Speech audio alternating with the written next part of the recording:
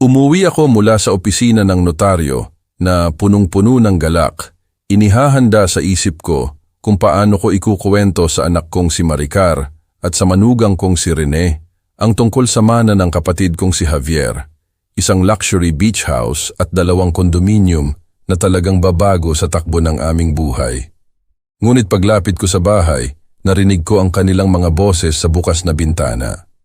Ang mga salita nila ay parang bumuhos ng yelo sa buong katawan ko sa tindi ng pagkabigla. Bago ako magpatuloy, mangyaring mag-subscribe kayo sa channel at sabihin nyo sa comments kung saan lugar kayo nakikinig sa amin. Tumunog ang telepono habang nagre-repaso ako ng mga lumang kaso sa aking opisina sa bahay. Ang Biyernes ay kadalasang nangangahulugang tahimik na umaga, ngunit ang hindi pamilyar na numero sa screen ay nagatubili sa akin bago sagutin. Senyor Arturo, sabi ng boses, ako po si Elena Reyes, isang notaryo publiko. Kailangan ko po kayong pumunta agad sa aking opisina tungkol sa ari-arian ng inyong kapatid na si Javier. Maaari po ba kayong makarating sa loob ng 1 oras? Ang boses niya ay may kakaibang pagmamadali na agad naming nakikilala bilang mga abogado. Controlled crisis. Biglang sumikip ang dibdib ko. Javier, opo, makakarating ako. Ano po ang nangyari? Pag-uusapan po natin yan ng personal. Ang opisina ko po ay nasa sentro, sa Main Street. Ipadadala ko po sa inyo ang direksyon sa text message.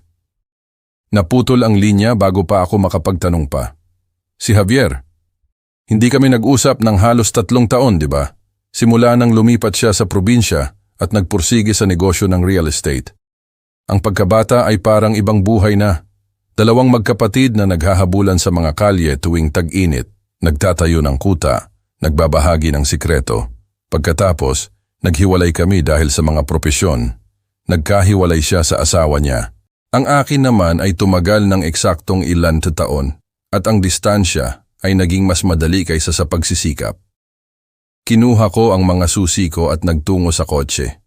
Siksikan ang trapiko sa daan papunta sa sentro na nagbigay sa akin ng masyadong maraming oras para mag-isip. Si Javier ay 59 anyos. Malusog siya noong huli kong balita.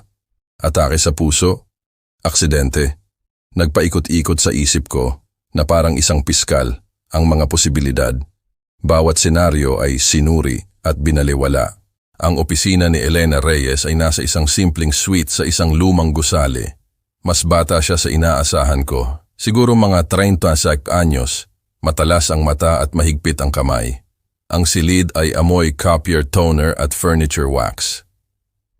Senyor Arturo, salamat po sa mabilis na pagdating. Umupo ako sa upuan na balat sa harap ng kanyang mesa. Nagbukas siya ng folder na kulay Manila at nakita ko ang pangalan ng kapatid ko na nakasulat sa itaas ng dokumento. Ang inyo pong kapatid ay pumanaw noong nakaraang linggo. Bigla ang atake po sa puso. Marami po akong paumanhin sa inyong pagkawala. Noong nakaraang linggo? Habang nanonood ako ng basketball at nagrereklamo sa aking bill sa tubig, si Javier ay namamatay ng nag-iisa sa isang apartment sa probinsya. Kumirot ang dibdib ko sa pagkakasala. Hindi ko po alam, walang tumawag sa akin. Kakaunti lang po ang kontak niya sa listahan, ngunit ang kanyang huling habilin ay napakalinaw. Dinaanan ni Elena ng daliri ang pahina. Sa aking kapatid na si Arturo, iniiwan ko ang lahat ng aking ari-arian. Ang beach property sa eksklusibong lugar na may tanawin sa dagat na may halagang 60 milyon at 2 kondominium sa coastal city na nagkakahalaga ng 65 milyon. Hindi ko agad naunawaan ang mga numero. Inalis ko ang aking reading glasses at dahan-dahan itong nilinis gamit ang laylayan ng aking damit. Nagpapalipas ng oras habang pinoproseso ng aking utak ang impormasyon. Hindi ko maintindihan. Kami ni Javier, halos hindi nag-usap nitong mga nakaraang taon. Sigurado ka bang walang pagkakamali? Walang pagkakamali, Senyor Arturo. Napaka-espesipiko niya. Nagdagdag pa siya ng isang sulat para sa kapatid na laging gumagawa ng tama.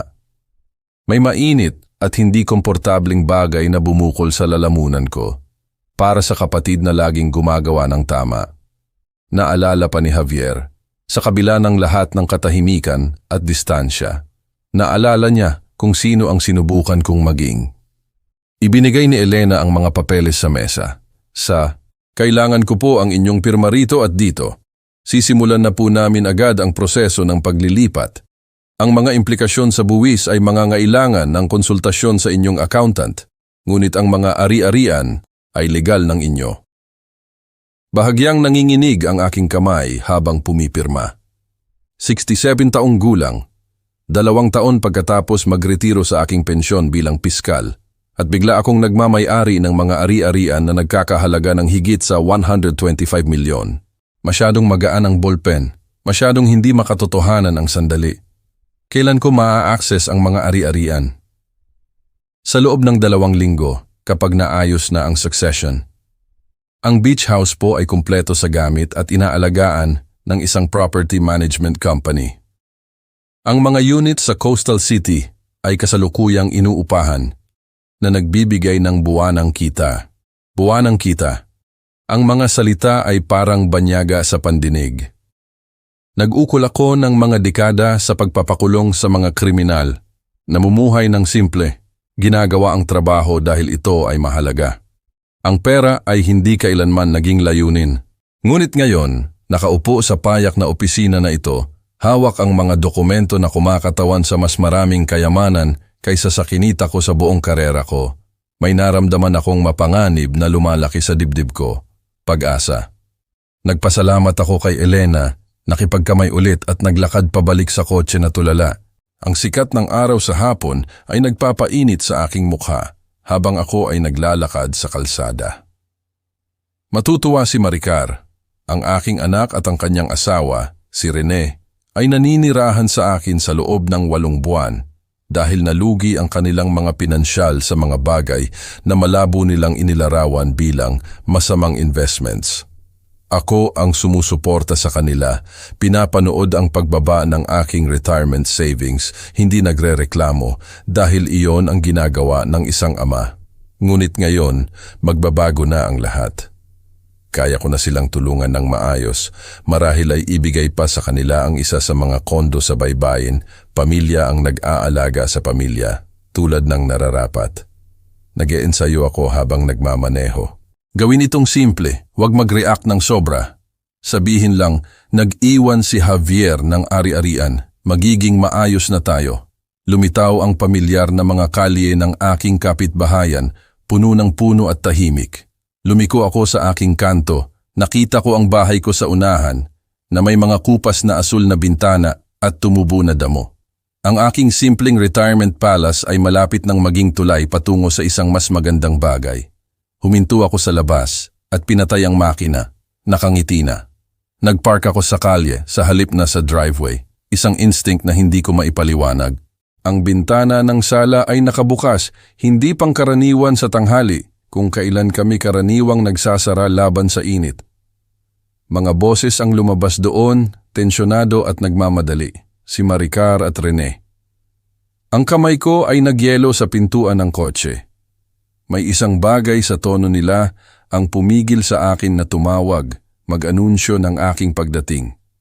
Sa halip, nakita ko ang sarili ko na tahimik na gumagapang patungo sa bintana, yumuko sa likod ng mga azalea bushes na nangangailangan ng pagputol. Ang mga sanga ay nagkasugat sa aking mga braso, ngunit nanatili akong tahimik, nakikinig. Kung malaman ni tatay ang tungkol sa utang natin, palalayasin niya tayo. Hindi natin iyan pwedeng hayaang mangyari, Rene. Hindi natin kaya. Ang boses ni Maricar ay may reklamo na madalas kong naririnig kamakailan. Ngunit ang mga salita mismo, utang? Anong utang? Hindi niya malalaman. Mananatili tayo sa plano. Ang tugon ni Rene ay patag, walang emosyon. Bukas, dadalhin mo siya sa psychiatrist na sinabi ko sa iyo. Susulatan ng lalaki ang kailangan natin para sa 80,000 na cash. Tila bumaba ang sikmura ko sa aking mga paa, psychiatrist. Humigpit ang mga daliri ko sa mga susi ng kotse hanggang sa bumaon ang metal sa aking palad. Paano kung tumanggi siyang pumunta? Magtatanong si Tatay Arturo. Kung gayon lagyan natin ng isang bagay ang kanyang kape, isang sedative. Madali lang, kapag nasa care home na siya, wala nang nakikinig sa mga matatanda. Ang kanyang bahay, ang kanyang mga ari-arian, Lahat ay mapupunta sa atin sa pamamagitan ng legal na tutela. Ang mga salita ay bumagsak na parang pisikal na suntok. Care home. Tutela. Ang sarili kong anak at ang kanyang asawa, nagpaplano na bigyan ako ng gamot, ideklara akong walang kakayahan para nakawin ang lahat ng pinaghirapan ko. Ang mga sanga ng azalea ay nakadiin sa aking likod. Pinanatili akong nagyelo sa posisyon na nakasquat na nagpasakit sa aking tuhod, ngunit hindi ako makagalaw, hindi ako makahinga. At paano ang mana? Tanong ulit ni Maricar, tila nasasabik. Iyang villa at apartments? Nabanggit niyang nag-iwan si Javier ng mga ari-arian para sa kanya. Kailangan nating kumilos ng mabilis bago niya palitan ang kanyang testamento. Alam nila. Sila ay nakikinig sa aking mga tawag sa telepono o naghahalungkat sa aking mga papeles. Ang paglabag sa aking privacy ay mas masakit kaysa sa mismong plano. Kaya nga tayo kikilos bukas. Ideklara natin siyang walang kakayahan. Itatayo ang tutela. Ililipat ang lahat. Alam ng psychiatrist ang gagawin. Depresyon, pagkawala ng memorya, kawalan ng kakayahang pangasiwaan ang mga pananalapi. Pipirmahan ng hukom sa loob ng 1 linggo. Paano kung may magtanong ang mga kaibigan niya? Anong mga kaibigan? Ang lalaki ay parang ermitanyo, isang retiradong piskal na naguukol ng kanyang mga araw sa pagbabasa ng mga lumang kaso at panonood ng mga game show. Walang lalaban para sa kanya. Ang klinikal na pagtatasa ng aking pag-iisa ay masakit dahil ito ay totoo. Hayaan kong humina ang mga relasyon. Masyado akong nag-focus sa trabaho kaya ang pagre-retiro ay nag-iwan sa akin na walang direksyon. At nag-iisa.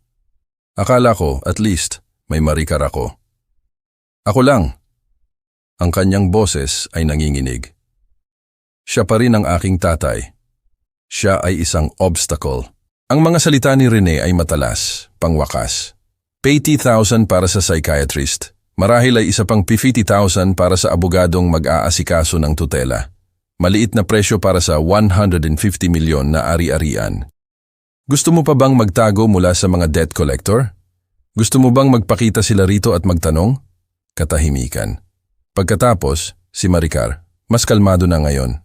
Hindi, tama ka. Gagawin natin ito bukas.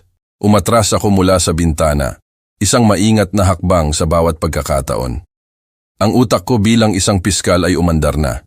Kinakatalogo ang ebidensya, sinusuri ang kaso, pang-aabuso sa matatanda, pagsasabwatan upang gumawa ng pandaraya, iligal na pagbibigay ng gamot. Ang mga kaso ay malinis na nagpatong-patong sa aking isip, isang pamilyar na organisasyonal na pattern na nagpatatag sa aking nanginginig na mga kamay. Nakarating ako sa kotse, tahimik na binuksan ang pinto at dumulas sa likod ng manibela. Sinimulan ko ang makina ng pinakatahimik hanggat maaari at umalis sa gilid ng kalsada.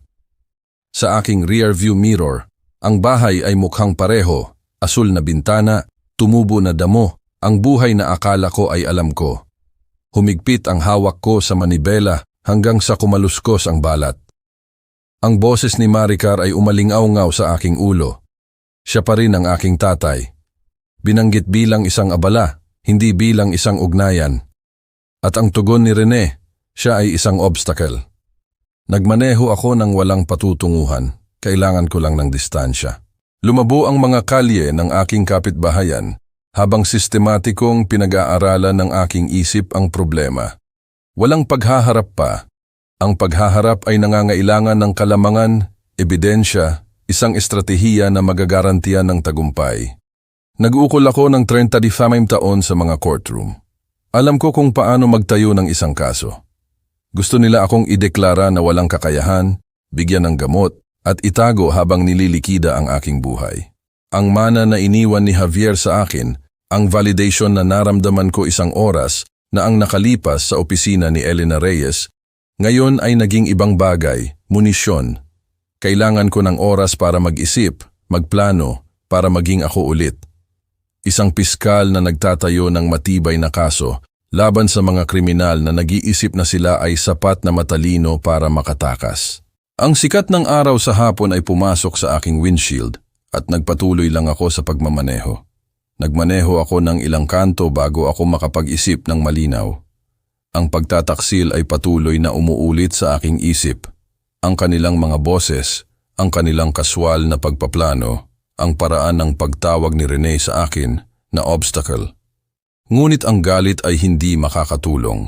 Ang galit ay para sa mga amateur.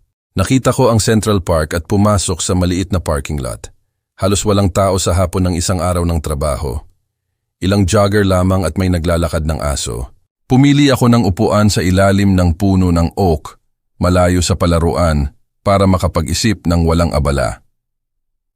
Sa unang ilang minuto, nakaupo ako na nakahawak ang ulo sa aking mga kamay, hinayaan ang kalakihan ng sitwasyon na bumalot sa akin. Ang aking anak, ang batang tinuruan kong magbisikleta, ang umiyak sa balikat ko nang sirain ng unang nobyo niya ang puso niya. Ang naglakad patungo sa altar, habang hawak ang aking braso. Itong parehong tao ay nagpaplano ngayon na bigyan ako ng gamot para ipasok ako sa isang care home. Pagkatapos, may nag-click. Ang isip ng piskal hindi aktibo sa loob ng 2 taon, ngunit hindi kailanman talaga nagretiro, ay umandar na parang muscle memory. Itinuwid ko ang aking likod, pinagsalikop ang aking mga kamay, at tiningnan ang sitwasyon sa ibang paraan. Ebidensya. Iyan ang mahalaga. Ano ang mayroon ako talaga?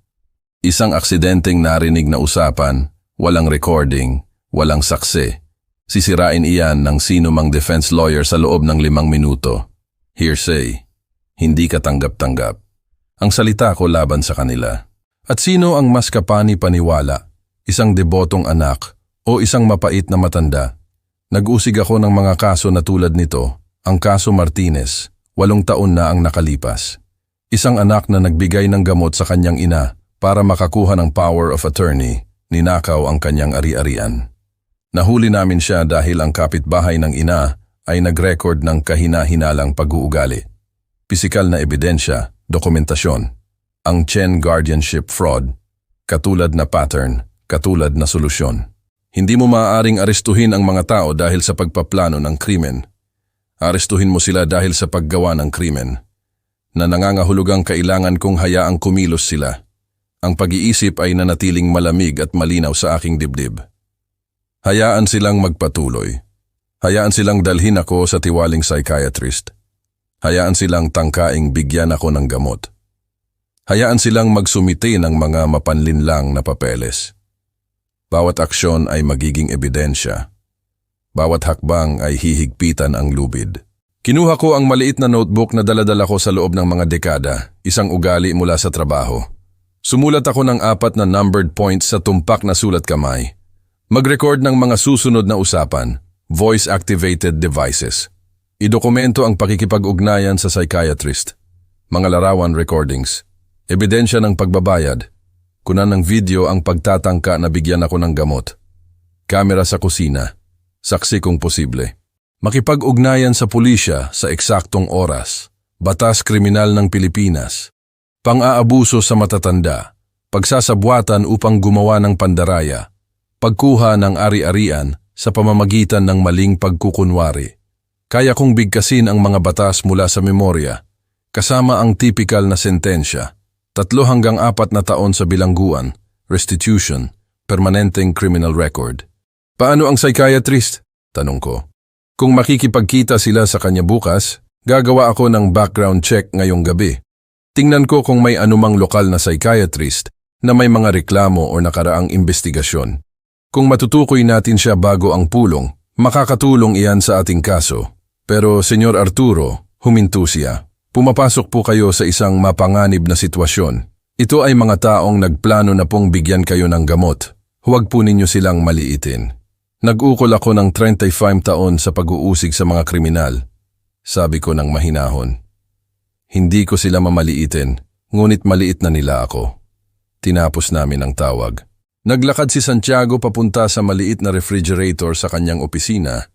Kumuha ng 2 bote ng tubig. Inabot sa akin ang isa. Ang kilos ay naramdaman na labis na normal, na para bang kami ay mga kasamahan lang na nagkikita, hindi naghahanda na ibagsak ang sarili kong pamilya. Kailangan mong kumilos ng ganap na natural kapag umuwi ka, sabi niya. Hindi sila maaaring maghinala na may alam ka. Kaya mo ba iyan? Inisip ko ang libo-libong saksi na inihanda ko. Ang mga akusado na nakita kong nagsinungaling sa ilalim ng panunumpa. Ang mga performance na sinuri ko sa courtroom pagkatapos ng courtroom. Kaya ko. Inabot niya sa akin ang isang business card. Nasa riyan ng cellphone ko. Kung may anumang mukhang mali, kung may anumang lumalala, tumawag ka agad. Wala akong pakialam kung hating gabi na. Isinuksok ko ang mga recorder, inilagay ang card sa aking wallet. Nakipagkamay kay Santiago. Isang matibay na hawak, ang uri na nangangahulugang partnership, hindi lang profesional na kagandahang asal. Ang biyahe pababa sa elevator ay naramdaman na mas matagal kaysa sa nararapat. Sa mga bintana ng lobby, nakita ko ang pagdating ng gabi sa lungsod, ang mga streetlights na nagsisimulang sumikat. Sa isang lugar, ang aking anak at ang kanyang asawa ay marahil naghahanda ng hapunan sa aking kusina. Nagpapino ng kanilang plano, binibilang ang aking pera bago pa man nila ito nakawin. Nakarating ako sa kotse ko, umupo sa likod ng manibela nang hindi sinisimula ng makina. Ang mga recorder ay nakadiin sa aking bulsa, maliit at matigas, mga kasangkapan ng katotohanan, instrumento ng hustisya. Bukas, uuwi ako at magpapanggap na walang nagbago. Ngiti ako kay Maricar. Titiisin ko si Rene. Iinom ako ng kape at kakain ng almusal habang naghahanap sila ng mga senyales ng kahinaan. Gusto nila ng isang litong matanda? Bibigyan ko sila ng isang performance na karapat-dapat sa isang Oscar. Pagkatapos, papanoodin ko kung paano nila sisirain ang kanilang sarili. Isang word recording sa bawat pagkakataon. Sinimulan ko ang makina at nagtungo pa uwi.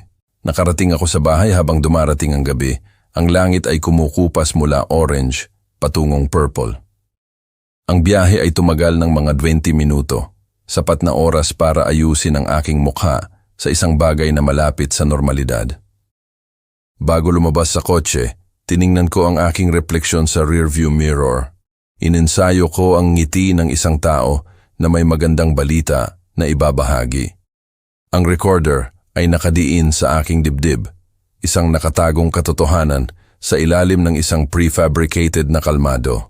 Bumukas ang front door bago ko pa mahanap ang aking mga susi. Nandyan si Maricar. Ang kanyang mukha ay agad na nagbago sa worried daughter mode. Dad, ang tagal mo, nag-alala kami. Hindi mo sinasagot ang telepono mo. Ang boses niya ay mas mataas kaysa karaniwan. Stress marker. Saan ka galing? Ayos ka ba? Mukha kang pagod.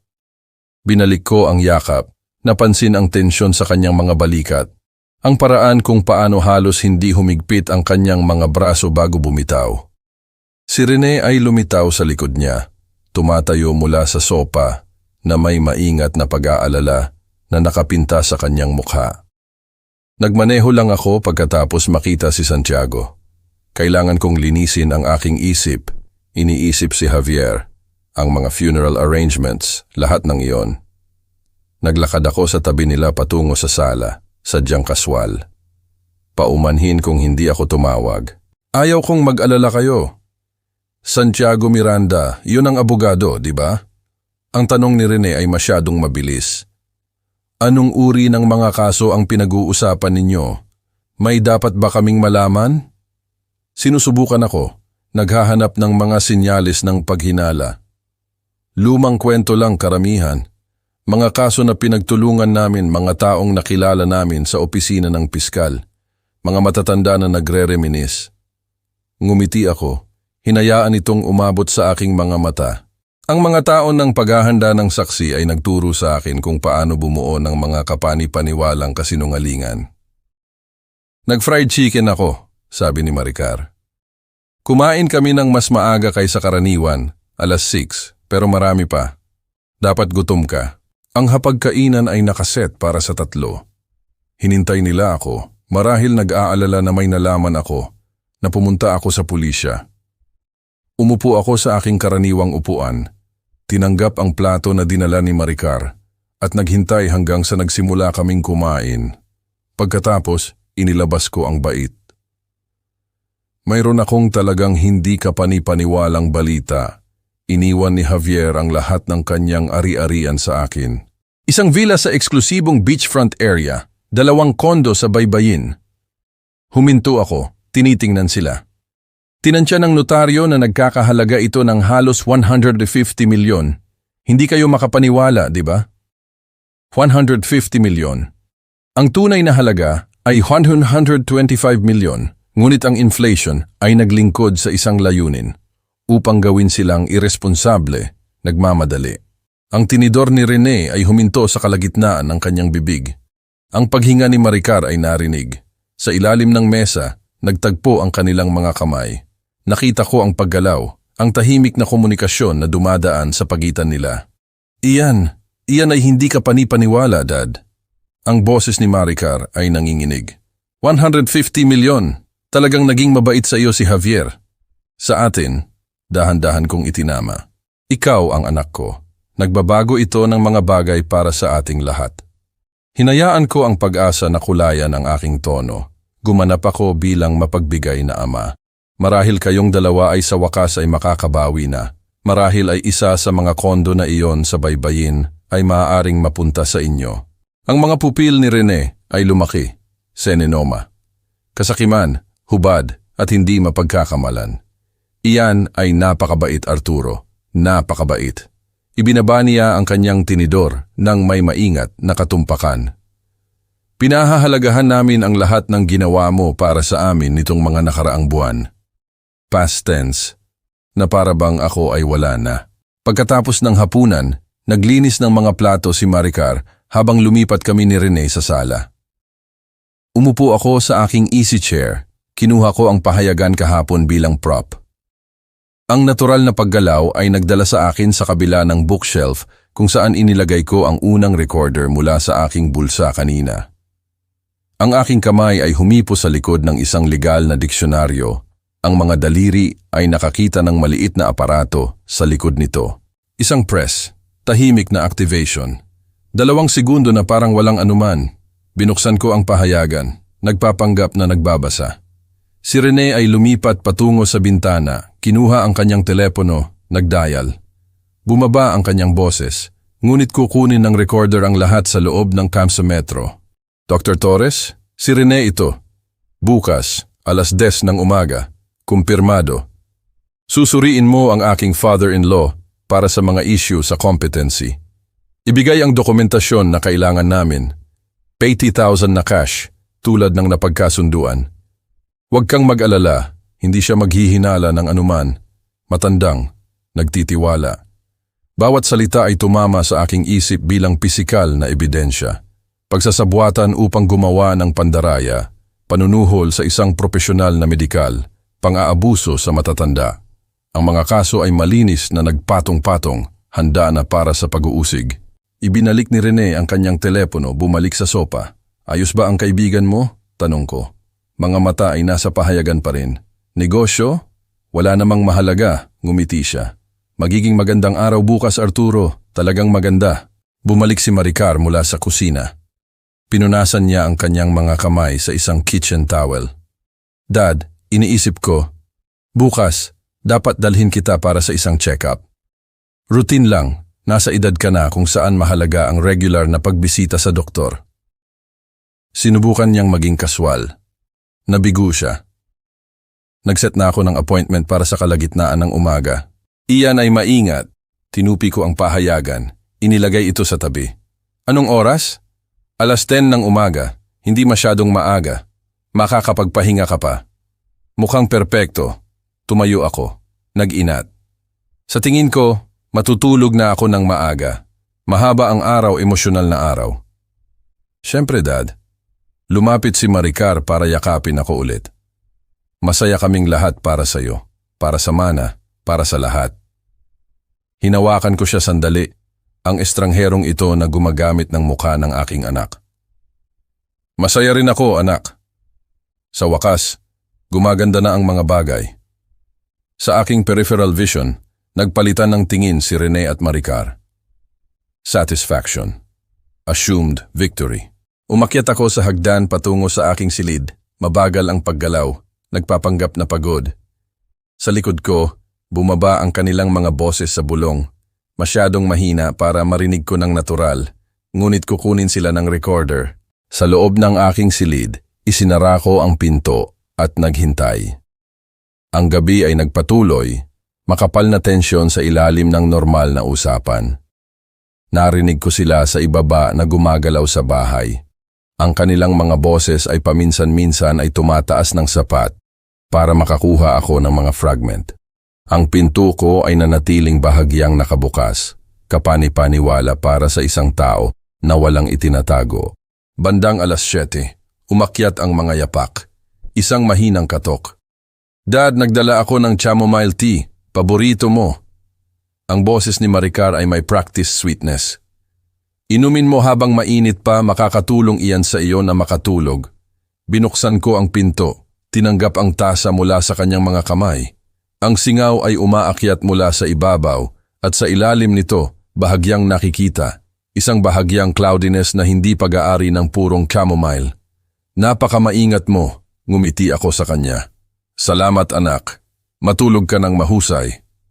Kinurot niya ang aking braso, tumalikod. Isinara ko ang pinto, tahimik itong nilock. Ang tasa ay nanatili sa aking nightstand habang kinukuha ko ang walang laman na bote ng tubig na baso mula sa aking closet.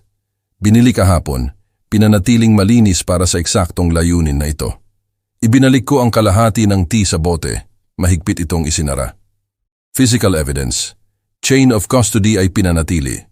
Ang natitirang tea ay dumaan sa drain ng banyo, tahimik. Pagkatapos ay pinuno ko ang tasa ng kalahati ng tubig mula sa gripo. Inalog ko ito upang itugma ang orihinal na antas. Ang kulay ng chamomile mula sa nalalabi ay ginawa itong mukhang buo. Ngayon, darating ang performance ng aking karera. Binuksan ko ulit ang pinto ko. Dinala ko ang walang laman na tasa sa ibaba. Nakaupo si Maricar sa sopa, si Rene sa tabi niya. Pareho silang nanonood ng TV nang may manufactured calm. Perpekto yan. Inilagay ko ang tasa sa coffee table, ramdam ko na ang antok. Sa tingin ko, ako ay hinayaan kong bahagyang umindayog ang aking sarili. Nahawakan ko ang likod ng easy chair. Wow, talagang pagod. Heto dad, tulungan kita. Tumalon si Maricar, hinawakan ang aking braso. Ang pag-aalala at pagkalkula ay naglalabanan sa kanyang ekspresyon. Halika, ihatid kita sa kama. Sumandal ako sa kanya, nagpapanggap na nagamot na tao. Ang aking mga salita ay bahagyang bumagal. Ang weird, biglang pagod. Emosyonal na araw, ang balita ng mana, lahat ng iyon. Ginabayan niya ako patungo sa hagdan. Kailangan mong magpahinga. Si Rene ay lumitaw sa kabilang panig ko. Sabay nila akong inakay sa itaas. Ang kanilang mga kamay ay matatag sa aking mga braso. Mga escort o mga kaptor. Ang linya ay lumabo. Sa aking silid, bumagsak ako sa kama, kumpleto sa damit. Hinayaan kong sumara ang aking mga mata. Malalim at matatag ang paghinga. Ginagaya ang mga unang yugto ng pagtulog na drug-induced. Out like a light, narinig kong bulong ni Rene. Bigyan mo pa ng ilang minuto, sagot ni Maricar. Ang dosis ay dapat gumana sa loob ng 30 minuto. Magiging ganap na wala siyang malay sa loob ng hindi bababa sa 8 oras. Umalis sila, iniwan ang aking pinto na halos sarado. Ang mga yapak ay umatras pababa. Naghintay ako. Nagbilang ako hanggang 300. Pagkatapos ay tahimik akong bumangon, lumipat sa aking closet at kinuha ang pangalawang recorder mula sa bulsa ng aking jacket. Ang aking smartphone ay kumonekta dito sa pamamagitan ng Bluetooth. Teknolohiya na parang science fiction noong mga unang araw ko bilang piskal. Ngayon ay isang standard na kasangkapan. Inactivate ng app ang device na itinanim ko sa ibaba. Sa pamamagitan ng aking mga earbuds, malinaw na dumating ang kanilang mga boses. Hindi ako makapaniwala na ininom niya lang iyon. Si Maricar may nerbyos na tawa sa kanyang boses. Sabi ko sa iyo na hindi siya maghihinala, matanda, nagtitiwala. Si Rene kumpiyansa, mapang-asar. Bukas ng umaga, gisingin natin siya ng 9, bihisan natin siya, dalhin natin siya sa opisina ni Dr. Torres. Isang assessment, 80,000 na cash. At mayroon tayong dokumentasyon ng mental incompetence. At pagkatapos ay mag-a-apply tayo para sa emergency guardianship. Sabi ng abogado namin, maaari itong ipagkaloob sa loob ng 72 oras dahil sa medikal na ebidensya. Kapag tapos na iyon, kontrolado natin ang lahat. Ang kanyang mga bank account, ang mana, lahat. At kung lalaban siya, labanan niya? Kapag pinirmahan na ni Dr. Torres ang mga papeles na iyon, si tatay mo ay legal na walang kakayahan. Ang kanyang salita ay walang saysay. Ibenta natin agad ang beach property, mga 150 milyon. May cash buyer na naghihintay. Hatiin natin iyan. Bayaran natin ang ating utang, mawawala tayo. At kailangan nating gawin iyan. So ang utang natin ay halos 15 milyon. Ang kasino, babayaran natin sila. Pagkatapos, libre na tayo. Bagong simula, bagong buhay. Tumigas ang boses niya. Si tatay mo ay naging kapaki-pakinabang noong kailangan natin ng matutuluyan. Ngayon, mas kapaki-pakinabang siya bilang mapagkukunan ng pondo. Iyan lang ang realidad. Siya pa rin ang tatay ko. Mahinang pagtutol, mas ritual kaysa paglaban. Siya ay isang means to an end. Huwag kang maging sentimental ngayon. Masyado na tayong malayo. Katahimikan. Pagkatapos, Maricar. Tama ka, kailangan natin ito. Karapat-dapat tayo rito, pagkatapos ng lahat. Dr. Torres, si Rene ito. Bukas, 10:00 ng umaga. Kumpirmado. Susuriin mo ang aking father-in-law para sa mga issue sa competency. Ibigay ang dokumentasyon na kailangan namin. 80,000 na cash, tulad ng napagkasunduan. Huwag kang mag-alala, hindi siya maghihinala ng anuman. Matandang, nagtitiwala. Bawat salita ay tumama sa aking isip bilang pisikal na ebidensya. Pagsasabwatan upang gumawa ng pandaraya, panunuhol sa isang profesional na medikal, pang-aabuso sa matatanda. Ang mga kaso ay malinis na nagpatong-patong, handa na para sa pag-uusig. Ibinalik ni Rene ang kanyang telepono, bumalik sa sopa. Ayos ba ang kaibigan mo? Tanong ko. Mga mata ay nasa pahayagan pa rin. Negosyo? Wala namang mahalaga, ngumiti siya. Magiging magandang araw bukas, Arturo. Talagang maganda. Bumalik si Maricar mula sa kusina. Pinunasan niya ang kanyang mga kamay sa isang kitchen towel. Dad, iniisip ko. Bukas dapat dalhin kita para sa isang check-up. Routine lang. Nasa edad ka na kung saan mahalaga ang regular na pagbisita sa doktor. Sinubukan niyang maging kaswal. Nabigo siya. Nag-set na ako ng appointment para sa kalagitnaan ng umaga. Iyan ay maingat. Tinupi ko ang pahayagan. Inilagay ito sa tabi. Anong oras? 10:00 ng umaga. Hindi masyadong maaga. Makakapagpahinga ka pa. Mukhang perpekto. Tumayo ako. Nag-inat. Sa tingin ko, matutulog na ako ng maaga. Mahaba ang araw. Emosyonal na araw. Siyempre, Dad. Lumapit si Maricar para yakapin ako ulit. Masaya kaming lahat para sa iyo. Para sa Mana. Para sa lahat. Hinawakan ko siya sandali ang estrangherong ito na gumagamit ng mukha ng aking anak. Masaya rin ako, anak. Sa wakas, gumaganda na ang mga bagay. Sa aking peripheral vision, nagpalitan ng tingin si Rene at Maricar. Satisfaction. Assumed victory. Umakyat ako sa hagdan patungo sa aking silid. Mabagal ang paggalaw. Nagpapanggap na pagod. Sa likod ko, bumaba ang kanilang mga boses sa bulong. Masyadong mahina para marinig ko ng natural, ngunit kukunin sila ng recorder. Sa loob ng aking silid, isinara ko ang pinto at naghintay. Ang gabi ay nagpatuloy, makapal na tensyon sa ilalim ng normal na usapan. Narinig ko sila sa ibaba na gumagalaw sa bahay. Ang kanilang mga boses ay paminsan-minsan ay tumataas ng sapat para makakuha ako ng mga fragment.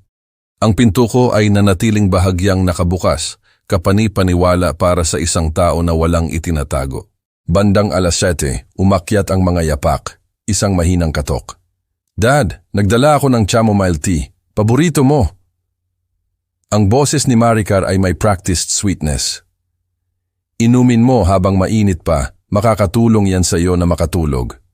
Binuksan ko ang pinto, tinanggap ang tasa mula sa kanyang mga kamay.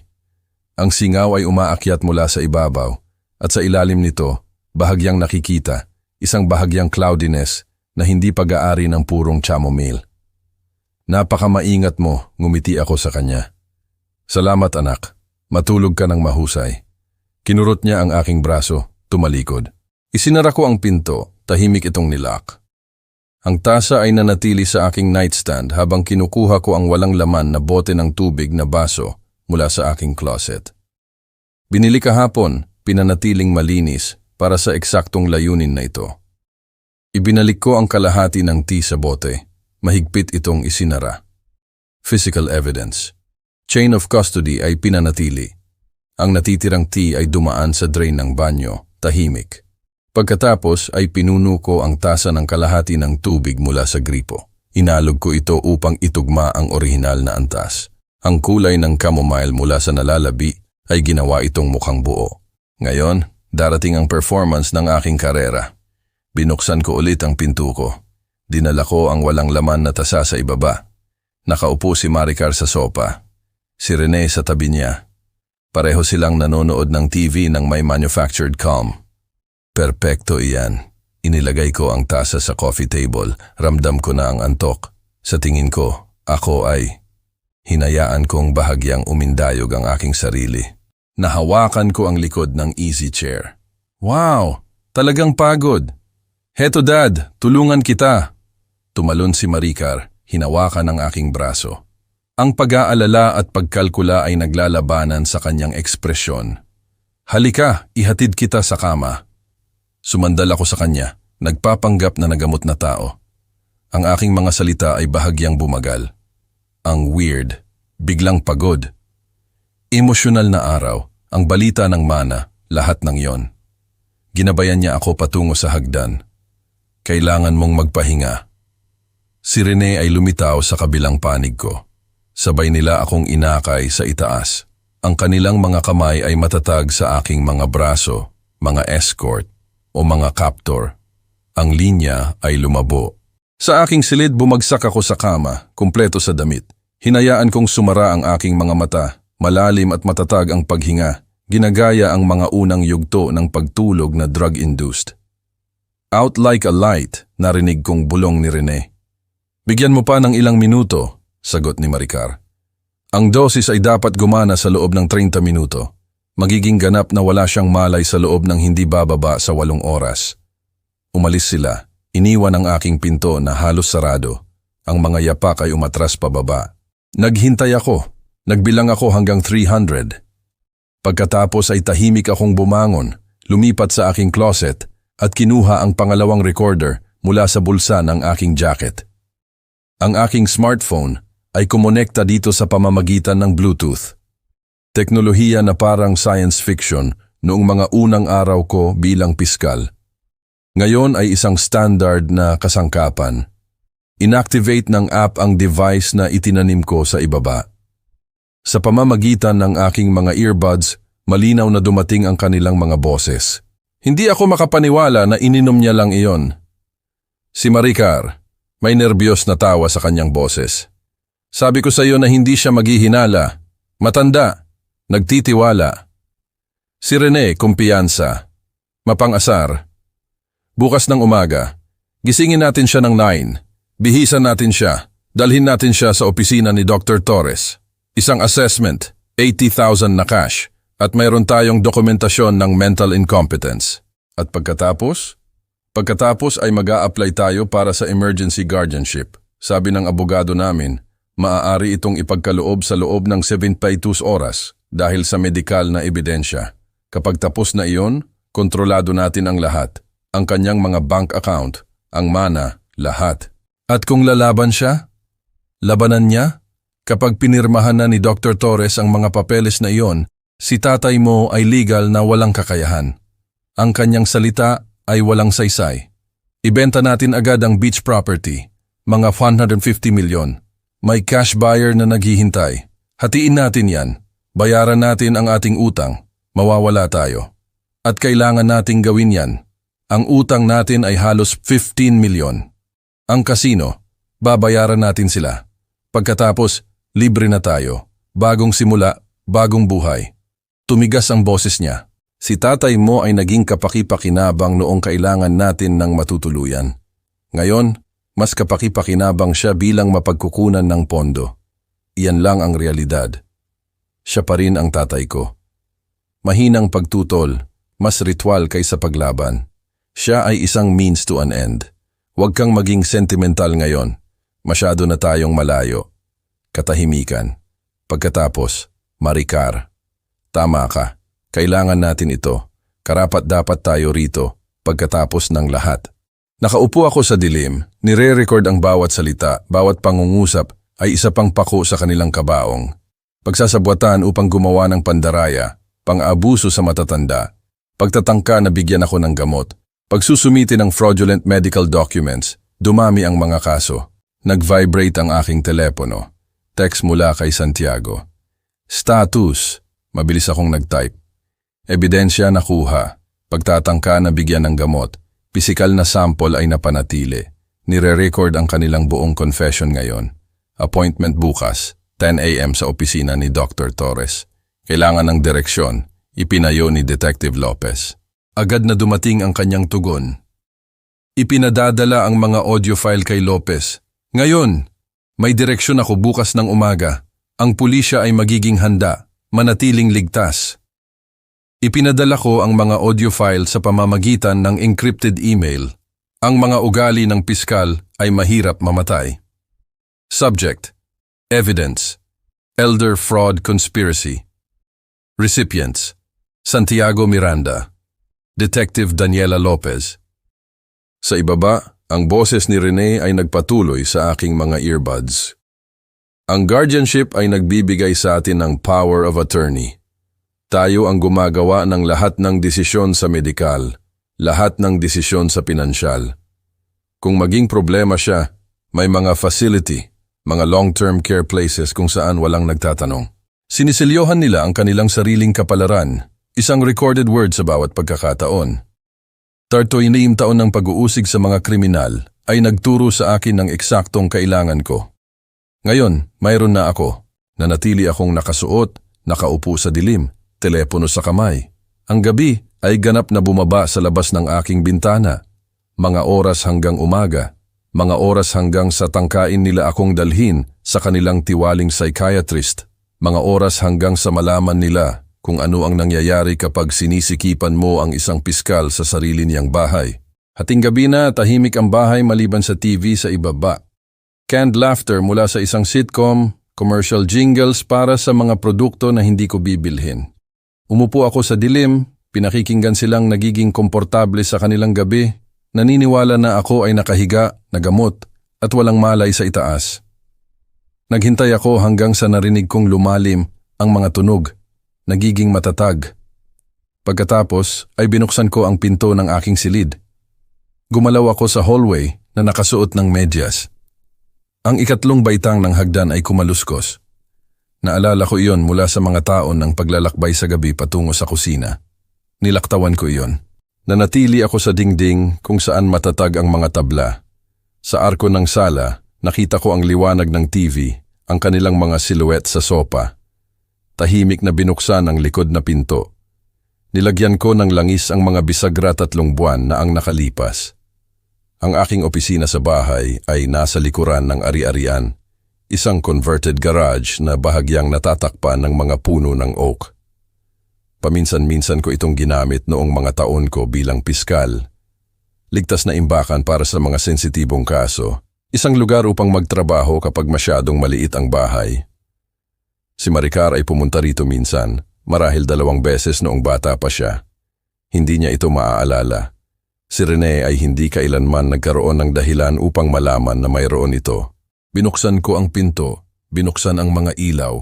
Ang espasyo ay amoy lumang papel at alikabok, mga filing cabinet na nakalinya sa isang dingding. Ang aking lumang mesa ay nasa gitna. Isang maliit na bintana ang nakaharap sa driveway. Inayos ko ang mga upuan, inilagay ang bote ng tea sa ilalim ng desk lamp bilang crime scene evidence at kinuha ang aking telepono. Text kay Santiago. Nasa opisina. Pagdating mo, pumunta sa likuran ng ari-arian, hiwalay na gusali. Bukas ang pinto. Agad na dumating ang kanyang tugon. 20 minuto. Habang naghihintay ako, inayos ko ang mga recording sa aking telepono, handa at quid. Ang bote ay nakaposisyon para sa optimal na pagtingin. Ang aking lumang legal pad ay may mga tala tungkol sa timeline, mga kaso, chain of evidence. Muscle memory mula sa mga dekada ng paghahanda ng kaso. Bumalandra ang mga headlights sa driveway. Lumabas si Santiago, may dalang laptop at legal pad. Mga kasangkapan ng aming pinagsamahang propesyon. Pumasok siya, tumingin sa pamilyar na setup, at inilagay ang kanyang mga materyales sa mesa. "I-play mo," sabi niya ng simple. Nagsimula ako sa tawag ni Rene kay Dr. Torres. Tumigas ang ekspresyon ni Santiago habang ang boses ni Rene ay pumuno sa maliit na opisina. 10 a.m. confirmed. Susuriin mo ang aking father-in-law para sa mga issue sa competency. Ibigay ang dokumentasyon na kailangan namin. 80,000 na cash tulad ng napagkasunduan. Pagkatapos ay ang usapan pagkatapos ng pagtatangka. Nabigyan ako ng gamot. Bawat salita ng kanilang plano ay nakalantad. Ang guardianship scheme, ang pag-agaw ng ari-arian, ang kanilang malupit na pagtatasa sa akin bilang isang obstacle at resource. Binuksan ni Santiago ang kanyang laptop. Hinanap ang batas kriminal ng Pilipinas. Mabilis na gumalaw ang kanyang mga daliri sa keyboard. Pagsasabwatan upang gumawa ng pandaraya. Ang pagtatangka na bigyan ka ng gamot. Iyan ay pagbibigay ng controlled substance upang tumulong sa paggawa ng felony. At ang panunuhol sa psychiatrist. Tumingin siya, tumama ang tingin sa aking mga mata. "Arturo," tinitingnan nila ang tatlo. Hanggang 4 na taon, minimum bawat isa. Mabuti. Ang salita ay lumabas na patag, walang emosyon. 31 taon ng pag-uusig ang nagturo sa akin na ihiwalay ang batas mula sa damdamin. Ito ay simpleng consequence na nakikita ang aksyon. Mas maraming headlights. Ang unmarked sedan ni Detective Daniela Lopez ay huminto. 2 uniformed officer ang kasama niya. Pumasok siya ng biglaan. Badge ay nakakabit sa kanyang sinturon. Field test kit sa kamay. "Senyor Arturo," nakipagkamay siya sa akin. Matibay na hawak. Profesional na paggalang. "Sinuri ko ang mga audio file na ipinadala mo. Kailangan ko na ngayong makita ang pisikal na ebidensya." Iniabot ko sa kanya ang bote. Hinawakan niya ito sa liwanag. Sinusuri ang bahagyang cloudiness. Pagkatapos ay binuksan niya ang kanyang kit. Isang maliit na glass vial, reactive drops, isang test strip. Nagdagdag siya ng likido mula sa bote. Pinanood ang kemikal na reaksyon. Isang kulay blue-purple ang agad na lumabas. Zolpidem, prescription sedative. Kinunan niya ng larawan ang resulta gamit ang kanyang telepono. Idinokumento ang oras at petsa sa isang maliit na notebook. Iyan ay pagbibigay ng gamot upang tumulong sa paggawa ng felony. Possession with intent to incapacitate. Sumandal si Santiago. "Daniela, ano ang iyong rekomendasyon sa oras?" Ibinaba ni Lopez ang bote. Pinagsalikop ang kanyang mga braso. Ang kanyang ekspresyon ay puro negosyo. "Mayroon tayong sapat para sa arrest warrants ngayon. Pagsasabuatan, pagtatangka na bigyan ng gamot. Ang mga recording ay nagbibigay ng probable cause." Huminto siya, inilipat ang kanyang mga mata sa pagitan namin ni Santiago. "Ngunit inirerekomenda ko na hayaan natin silang magpatuloy sa opisina ng doktor na ito bukas. Kapag ibinigay nila ang cash at tinanggap ang mga fraudulent documents, aarestuhin natin silang 3. Ang inyong anak, ang kanyang asawa, at si Dr. Torres. Huhulihin natin sila sa kalagitnaan ng krimen. Walang defense lawyer ang maaaring magtalo na nagbago sila ng isip o nag-uusap lang sila." Dahan-dahang tumango si Santiago. Mula sa pananaw ng pag-uusig, tama si Daniela. Huhulihin sila na may cash sa kamay, tumatanggap ng false medical documentation. Iyan ay hindi mapag-aalinlanganan. Aksyon, hindi lang salita. Naunawaan ko agad ang estratehiya. Maximum charges, minimum wiggle room para sa depensa. Bawat elemento ng krimen ay nakumpleto bago ang intervention. Ako ay kikilos ng masunurin kapag ginising ako ni Maricar bukas ng umaga. Pupunta ako sa opisina ng doktor na ito kasama nila. Tiningnan ko si Lopez. "Kayong lahat ay susunod. Ang aking team ay magse-set up ng surveillance sa inyong bahay 6:00 ng umaga. Kapag umalis kayo kasama nila, susundan namin kayo sa distansya. Hinding-hindi ka mapanganib, malapit lang kami." Ang kanyang boses ay naghatid ng ganap na katiyakan. Kapag nakumpleto na nila ang transaksyon kay Dr. Torres, papasok kami agad. Paano ang lokasyon ni Dr. Torres? Tanong ni Santiago. Wala tayong address. Susundan namin sila doon, sagot ni Lopez. Mas mabuti para sa ating kaso, nagpapakita iyan ng kanilang kagustuhan na kumumpleto ng krimen ng walang coercion.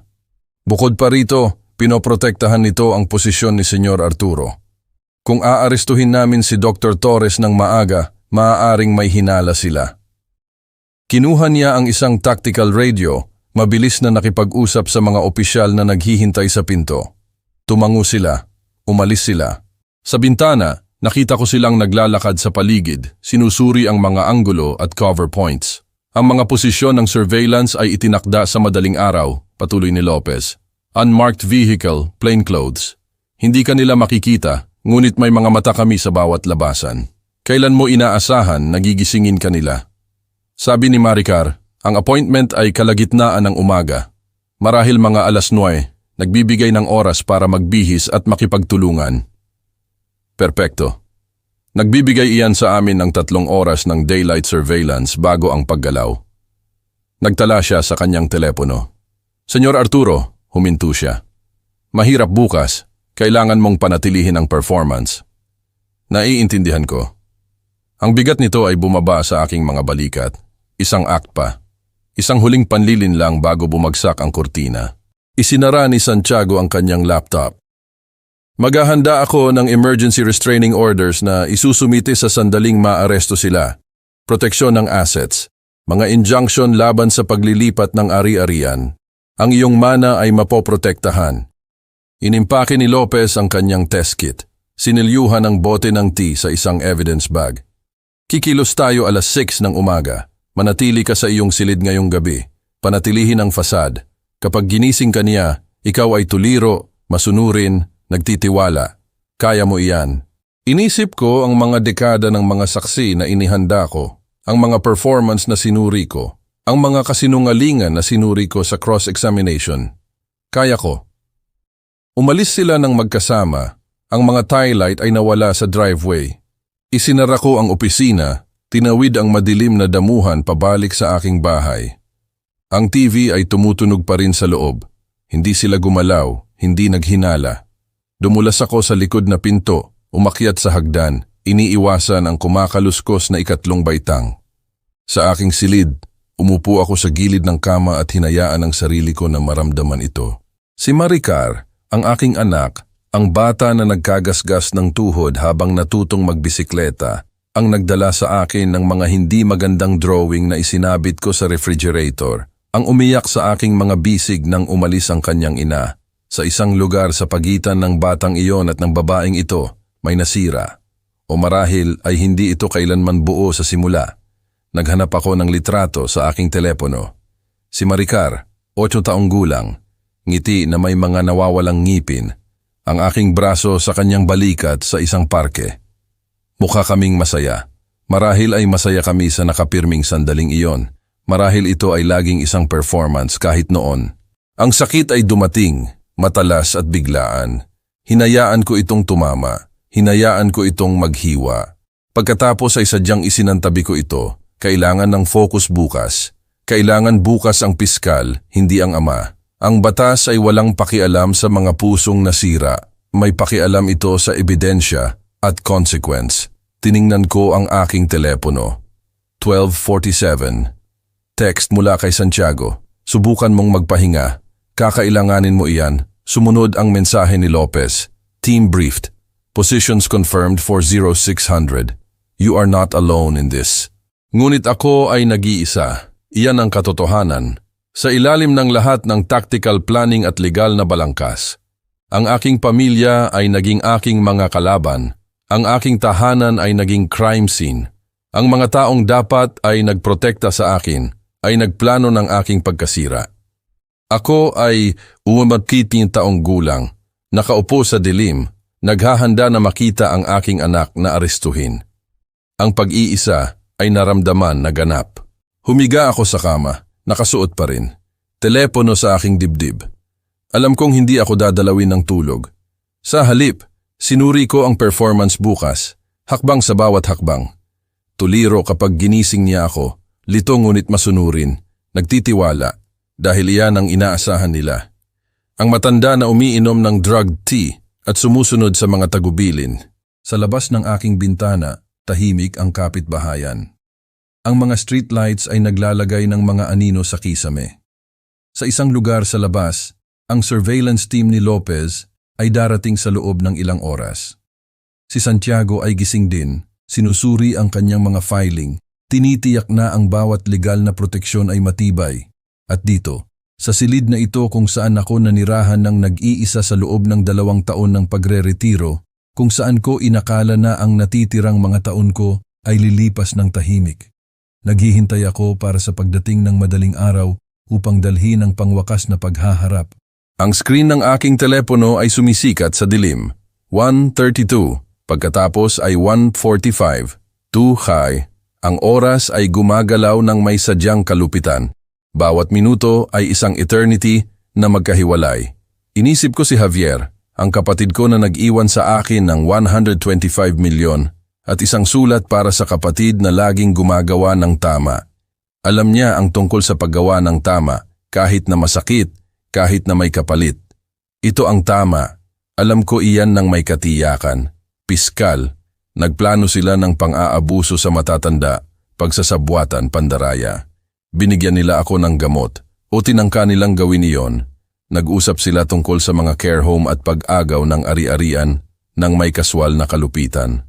Ang batas ay nangangailangan ng consequence. Ang hustisya ay humingi ng tugon, ngunit ang pag-alam na ito ay tama ay hindi nagpapagaan sa pakiramdam. 3:15, 3:48, 4:21. Ang dilim sa labas ay nagsimula sa mabagal na pagbabago patungo sa gray. Hindi pa madaling araw. Ang unang pahiwatig lamang na ang gabi ay hindi maaaring tumagal magpakailanman. Sa isang lugar sa bahay, si Maricar at Rene ay natutulog ng tahimik. Kumbinsido na ang kanilang plano ay nagpapatuloy ng perpekto. Hindi nila alam na ang hustisya, tulad ng madaling araw, ay hindi maiiwasan. Nanatili akong walang galaw, telepono sa kamay, naghihintay. Ang pinakamahabang gabi ng aking buhay ay naglalakad patungo sa pagtatapos nito. Malapit na, ang team ni Lopez ay magiging nasa posisyon. Malapit na, kakatok si Maricar sa aking pinto. Malapit na, magsisimula ang pangwakas na act. Ngunit sa ngayon, sa huling mga oras ng kadiliman na ito, ako ay umiiral lamang sa espasyo sa pagitan ng kung ano ang noon at kung ano ang darating. Isang ama na naghahanda na usigin ang kanyang anak. Isang biktima na nagsiset up ng bitag para sa kanyang mga umaatake. Isang piskal na tinitiyak na naaabot ng batas ang lahat, kahit na ang mga nagbahagi ng kanyang dugo. Ang screen ng telepono ay nagpakita ng Photo 53. Hindi maaaring dumating ng mabilis ang madaling araw.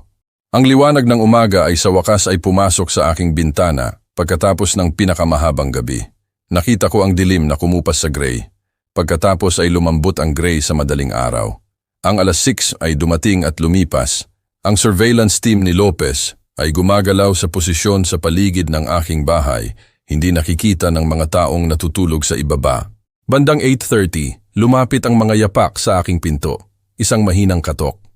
Dad, oras na para gumising. Ang boses ni Maricar ay may forced cheerfulness. Nag-set up ako ng medical appointment para sa iyo. 10:00. Naalala mo? Sabi mo kahapon, gusto mong ipacheck ang blood pressure mo. Ako ay nakaupo sa gilid ng aking kama sa loob ng maraming oras, ngunit humiga ako ulit. Inayos ko ang sarili ko na parang lumalabas mula sa malalim, drugged sleep. Nang buksan niya ang pinto, dahan-dahan akong kumurap. Itinaas ko ang isang kamay sa aking noo. Nag-set up ako ng appointment. Ang boses ko ay lumabas na makapal, lito. Hindi ko naalala na sinabi ko yan. Ang memorya ko, hinayaan kong mamatay ang pangungusap. Tiningnan ko siya nang may kawalan ng katiyakan. Siguro tumatanda na ako, pero kung inischedule mo dapat tayong pumunta. Inaalagaan mo ako. Ang ginhawa ay bumaha sa kanyang ekspresyon. Naniwala siya. Naniwala siya na ako ay tuliro pa rin sa anuman ang inilagay nila sa aking tea. masunurin at mapapamahalaan. Tama iyan, Dad. Routine check-up lang. Magbihis ka at bumaba para sa almusal. Dahan-dahan akong gumalaw, naghahanda, nagiging clumsy sa mga baton. Kinuha ko ang doble ng oras na kinakailangan, bawat kilos ay kinakalkula upang palakasin ang kanilang kumpiyansa. Nang bumaba ako sa hagdan, nasa kusina si Rene na may ngiti na hindi umabot sa kanyang mga mata. Magandang umaga, Arturo. Handa na ang kape at nagtoast ako. Hinila niya ang isang upuan ng may labis na pag-aalala. Itong mana mo, 150 milyon. Dapat tayong mag-celebrate ng maayos. Pagkatapos na bigyan ka ng doktor ng clean bill of health, pumunta tayo sa isang magandang lugar. Treat ko. Pamilya tayo, pagkatapos ng lahat. Ang irony ay sapat na makapal para mabigti. Pamilya. Ang salita ay may kahulugan minsan. Mabuti iyan, sabi ko. Tinatanggap ang tasa ng kape na may bahagyang nanginginig na mga kamay. Isa pang kinakalkulang kilos. Kumain kami ng mabilis. Lahat ay nagpapanggap ng normalidad. Si Maricar ay tumatama sa aking braso paminsan-minsan ng may false affection. Si Rene ay nag-uusap tungkol sa mga restaurant at mga plano sa celebration. Gumanap ako bilang nagpapasalamat, nagtitiwala, bahagyang lito. Kinakatalogo ng piskal sa akin ang bawat detalye habang ang ama sa akin ay namamatay ng kaunti pa sa bawat kasinungalingan. Umalis kami sa bahay bago mag-alas 10. Pinilit ni Rene na umupo ako sa likod na upuan. More comfortable para sa'yo. Siya ang nagmaneho. Kontrol. Laging kontrol. Hindi ako nagprotesta. Umupo lang ako sa upuan na balat at tumingin sa bintana. Ang biyahe ay tumagal ng 35 minuto sa mga kapitbahayan na unti-unting lumalala. Ang mga kalye na puno ng puno sa aking lugar ay nagbigay daan sa mga commercial strip. Pagkatapos ay mga lugar na pang-industriya. Sa wakas ay mga lumang gusali na may basag na fasad at barred windows. Hindi dito nagpa-practice ang mga lehitimong doktor. Dito pumupunta ang mga desperadong tao para sa mga pamamaraan na hindi nila makukuha ng legal. Sa isang stoplight, tiningnan ko ang side mirror at nakita ang isang gray sedan, 3 kotse sa likod. Detective Lopez, bumaha ang ginhawa sa akin. Tahimik na backup, hindi nakikita, aking lifeline. Huminto kami sa harap ng isang gusali na gumuho, pagkatapos lang ng 10:15. Ang sign ay nagsasabing Martinez Medical Consultations. Ngunit kalahati ng mga letra ay kupas. Nagpark si Rene, tinulungan akong lumabas sa kotse ng may theatrical concern. Umakyat kami sa makitid na hagdan patungo sa ikalawang palapag. Pumasok sa isang pinto na may markang Martinez Medical Consulting. Ang waiting room ay may outdated magazines at worn furniture. Walang receptionist, walang ibang pasyente. Si Dr. Torres o Martinez ay lumitaw agad, isang lalaking mukhang nerbyoso, nasa 50s na may doctor's coat sa ibabaw ng damit kalye. Ang kanyang mga mata ay tumungo kay Rene, pagkatapos sa akin, pagkatapos ay malayo. Senyor Arturo, pasok po. Ang boses niya ay bahagyang nanginginig. Ako po si Dr. Torres. Sabi po ng inyong anak, mayroon po kayong problema sa memorya. Pumasok ako sa kanyang exam room. Hinayaan kong gabayan ako ni Maricar sa isang upuan. Kinuha ni Dr. Torres ang isang clipboard. Nagsimula siyang magtanong ng mga pangunahing tanong. Petsa, lokasyon, simpleng math problems. Sumagot ako ng mabagal, nag-aatubili. Paminsan-minsan ay tumitingin kay Maricar para sa kumpirmasyon. Hinawakan niya ang aking balikat. Ginagampanan ang debotong anak habang ginagampanan ko ang litong matanda. 15 minuto. Iyan lang ang kinailangan para sa kanyang thorough assessment. Pagkatapos ay ibinaba niya ang clipboard at bumaling kina Maricar at Rene. Ang kanyang ekspresyon ay practiced concern. Mrs. Rene, Mr. Rene, kailangan ko pong makipag-usap sa inyo tungkol sa kalagayan ng inyong tatay. Iniwasan niya akong tingnan ng direkta. Nagpapakita po siya ng malinaw na senyales ng cognitive decline, memory lapses, pagkalito, hirap sa complex reasoning. Sa aking profesional na opinyon, nangangailangan po siya ng supervised care. Inirerekomenda ko po ang pagkuha ng legal na tutela agad. Sumandal si Rene ng may pananabik. Pinahahalagahan namin ang inyong thoroughness, doktor. Nag-aalala kami sa kanya na naninirahan ng mag-isa, nag-aayos ng kanyang pinansyal. Sa kanyang kamakailang mana, malalaking asset, kailangan nating tiyakin na ang lahat ay maayos na pinangangasiwaan. Ang kanyang kamay ay lumipat sa bulsa ng kanyang jacket. Ibibigay mo ang dokumentasyon na kailangan namin. Tumango si Dr. Torres. Kinuha niya ang mga pre-printed forms mula sa drawer ng kanyang mesa. Competency evaluation, recommendation for guardianship, medical justification, lahat ng kailangan nila para sa court. Lumapad ang ngiti ni Rene. Inabot niya ang loob ng kanyang jacket, kinuha ang isang puting sobre. Ang sobre na alam kong naglalaman ng 80,000 na cash.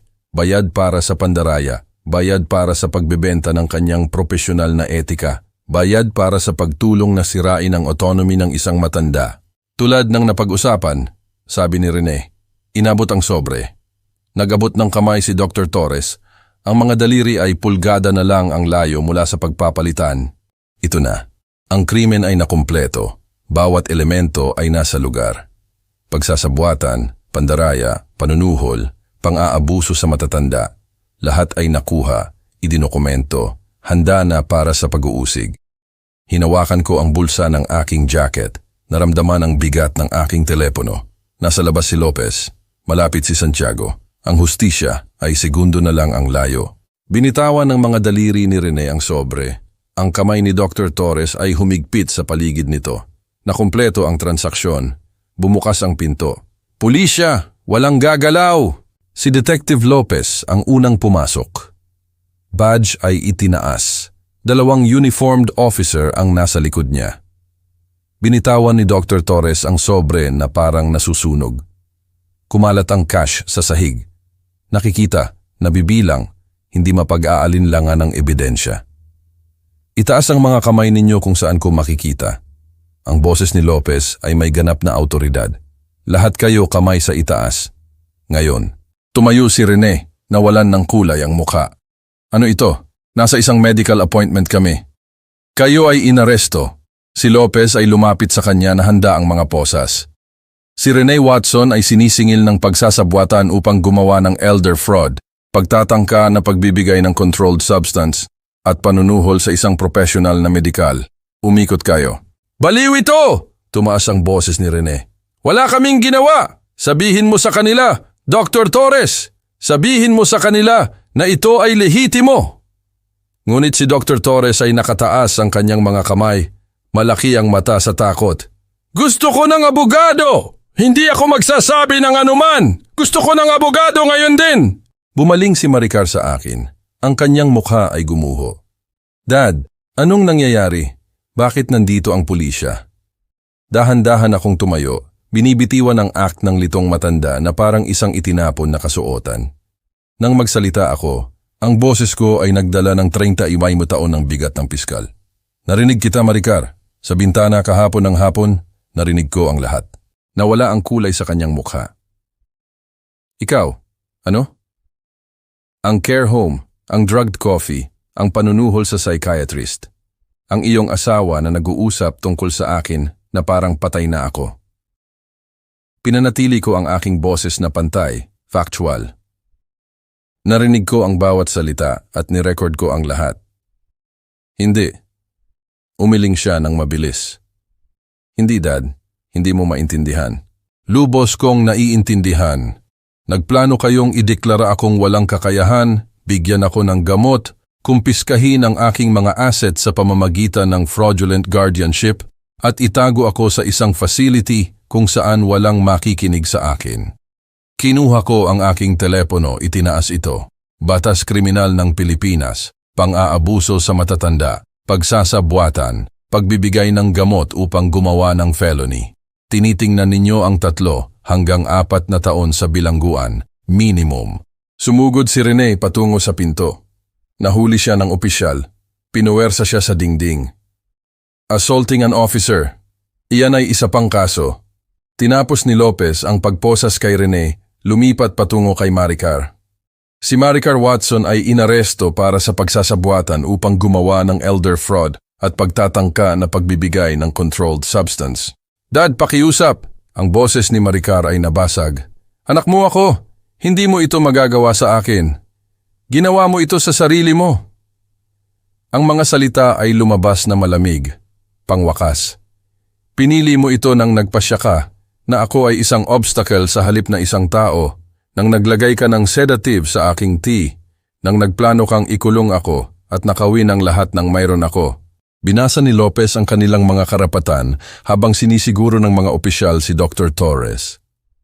Ang mga medical forms, ang cash, ang clipboard na may falsified notes, lahat ay nakolekta bilang ebidensya.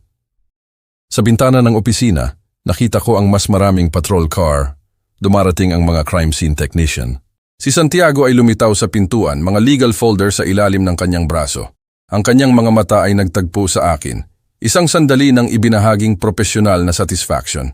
Mga kaso na tulad nito, malinis na ebidensya, malinaw na mga kaso, mga kriminal na nahuli sa akto. Ito ang mga kaso na nagpapanumbalik ng pananampalataya sa sistema. Assets frozen, sabi ni Santiago sa akin ng mahina. Emergency protection orders ay naisumite. Ang inyong testamento ay binago.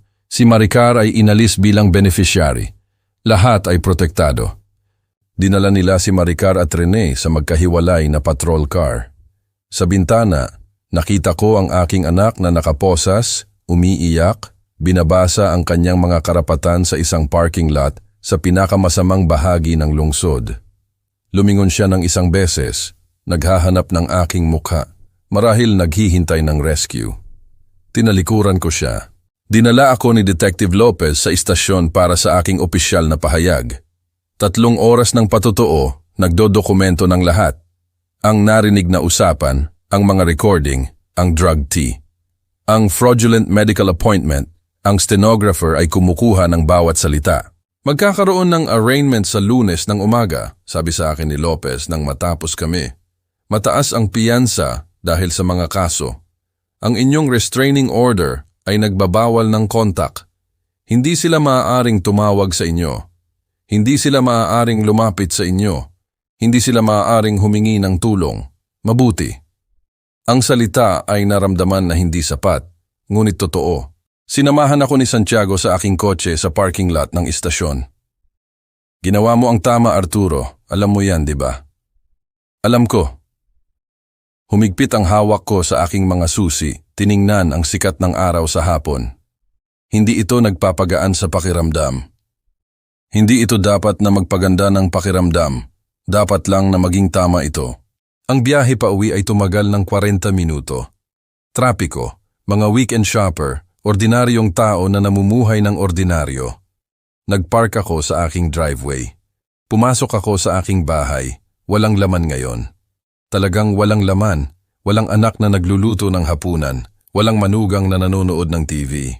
Tanging katahimikan at ang mga multo ng kung ano ang dapat ay. Umupo ako sa mesa ng aking kusina at ginawa ang mga kinakailangang tawag. Una, kay Elena Reyes, ang notaryo. Ang testamento ay nangangailangan ng agarang pagbabago. Alisin si Maricar Watson ng ganap. Magtatalaga ako ng mga alternatibong beneficiary. Pangalawa, kay Santiago. Second, simulan ang mga pamamaraan ng diborsyo para sa kanila kung kinakailangan. Ayaw ko ng anumang natitirang legal na koneksyon. Pangatlo, sa aking bangko. Frozen ang lahat ng account pending investigation. Mga praktikal na hakbang, paggalaw pasulong, ang mga bagay na ginagawa mo kapag ang pamilya ay nagiging kaaway at ang hustisya ay nagiging pangangailangan. Bumaba ang gabi sa aking kapitbahayan. Sa aking tahimik na bahay, nagbuhos ako ng isang baso ng tubig. Tubig lang, walang nakatago, walang mapanganib. At tumayo ako sa bintana ng kusina. Sa isang lugar sa buong lungsod, si Maricar ay nakaupo sa isang detention cell. Si Rene sa tabi niya, o hiwalay. Pareho silang nakaharap sa realidad. Si Dr. Torres ay naghihintay ng arraignment. Lahat sila ay natututo na ang consequence ay totoo, na ang pagnanakaw ay may presyo, na ang pagtataksil sa tiwala ay may bigat. Ako ay nanalo. Gumana ang batas. Nanalo ang ebidensya. Naihatid ang hustisya. Ngunit ang tagumpay ay lasang abo. Kinuha ko ang aking telepono sa huling pagkakataon. Nagdial kay Elena Reyes. Gusto kong simulan ang pagproseso ng mana agad. At kailangan ko ng mga rekomendasyon para sa estate planning. Tamang beneficiary sa pagkakataong ito. Mga taong hindi susubukan na patayin ako para dito. Ang kanyang boses ay naghatid ng sympathy. Ihahanda ko po ang lahat para sa Martes, Senyor Arturo. Labis po akong nag-aalala sa inyong anak. Ako rin. Tinapos ko ang tawag. Nanatiling tahimik ang bahay. Magdadala bukas ng paperwork. Legal na pamamaraan. Ang makinarya ng hustisya ay gumiling pasulong. Haharapin ni Maricar ang trial. Si Rene rin. Mawawalan si Dr. Torres ng kanyang lisensya at kalayaan. Ang sistema ay gagana tulad ng disenyo nito. At ako ay mananatili rito sa walang laman na bahay na ito, kasama ang aking mana at ang aking vindikasyon at ang permanenteng kawalan ng pamilya. Mas 67 taong gulang, nag-iisa, matagumpay, tama, ngunit walang laman. Ibinaba ko ang aking telepono at tumingin sa wala sa partikular. Pinoproseso ang lahat. Ang pagtataksil, ang bitag, ang mga pag-aresto, ang tingin sa mukha ni Maricar. Nang malaman niya na alam ko ang lahat ng oras, hustisya ay naibalik, pamilya ay nasira. Parehong totoo ang mga pahayag, parehong permanente ang mga pahayag. Kung nagustuhan niyo ang kwentong ito, mangyaring i-like ang video na ito, mag-subscribe sa channel, at ibahagi ang inyong mga impressions sa kwentong ito sa comments. Para mapakinggan ang susunod na kwento, i-click lang ang box sa kaliwa. Salamat sa panonood.